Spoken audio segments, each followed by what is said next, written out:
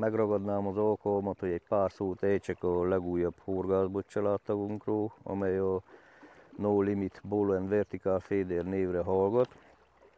Ez egy új generációs hibrid horgászbot, amely kétféle horgászmódszerhez is alkalmas, úszózáshoz, meg a vertikális, azaz a függőleges féderezéshez. Háromféle hozban gyártatjuk, 5, 6 és 7 méteres hozban, kapható a kereskedelemben. Az anyag a T36-os Toray japán karbon, minden egyes tagja plusz karbonszálas erősítést kapott. A dobósúly tartománya az már eleve figyelemfelkeltő, mert 120 g-os, ami az úszós botoknál nyilván eléggé ritka.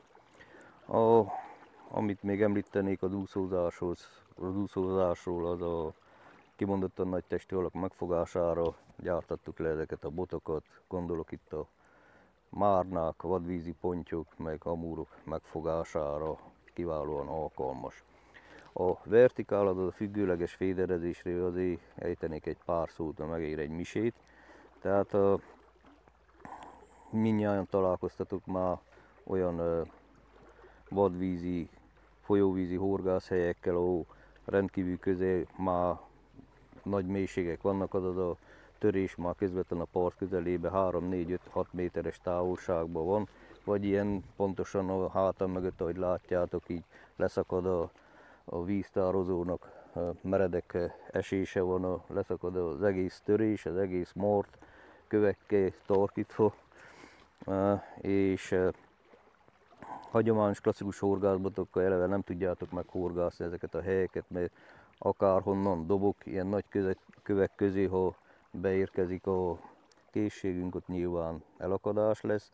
Ez a folyóvízben még intenzívebben meglátszik, sokkal durvább a dolog, mert ugyebár ha 3, 4, 5, 6 méterre van a parttól a törés, ott van a mélység, ott vannak az akadók, nyilván a rézsűn, ott van a törésen a sok kagyló is, imádja a nagyhal, ott szeret lenni, tehát a klasszikus horgászbottal bedobunk oda, ha meg is fogjuk a halat, a nagy testű hal az nyilván a törés mentén próbál menedéket keresni, ott meg a fűrészelés kezdődik a zsinorokkal, és nyilván, hogy egy szélmalom harc, az hold biztos, hogy el fogja vágni a kagylózsinorunkat, vagy elszakad. Tehát itt hatalmas előnye van a vertikál féderes horgászbotunknak, mert átnyúlunk a törés felett, egyszerűen leengedjük a cuccot a spitz közvetlen közelébe, és fárasztásnál is mindvégig távol tudjuk tartani a nagy testű halakat a töréstől, tehát nem áll fel annak a veszélye, hogy elvágja a zsinorunkat a kagyló, vagy beleakadjon valami hordalékba. Rendkívül alkalmas a part mellett bedőlt fák között, ágai között beengedni a fenekező felszerelésünket. Ilyen, gondolok itt egy sima ilyen csúszó olmos készségre, a vadpontyra horgászok sok esetben történik az, hogy csak két szem fűzött kukoricával beengedem az ágak közé és várom a csodát. Nyilván a bevágásnál a hal megriad és nem az ágak közé fog menekülni, hanem a nyílt víz felé, tehát ennek a botnak van egy nagy előnye, elengedem nagy távra, onnan meg hagyom, hogy egy picit fáradjon, és amikor már közelebb kerül, nyilván átveszem az irányítást. Tehát itt a vertical feeder lényeg az, eddig csak a rakós botoknál volt lehetséges, mert közvetlen a spitz alatt tudtunk vele horgászni.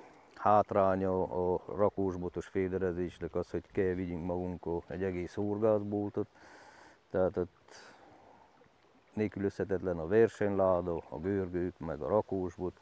Ha nem jól választottuk meg a helyet, akkor nyilván az átcuccolás az komoly erőfeszítésekkel jár, tehát itt kaptunk egy alternatívát, hogy ha úszózunk, legyen egy bot egyben nálunk, meg hogyha alkalmas helyet találunk, ahol látunk nagy testű halakat, vagy tudjuk, hogy vannak, akkor meg tudjuk féderezni is, vagy meg tudjuk fenekezni.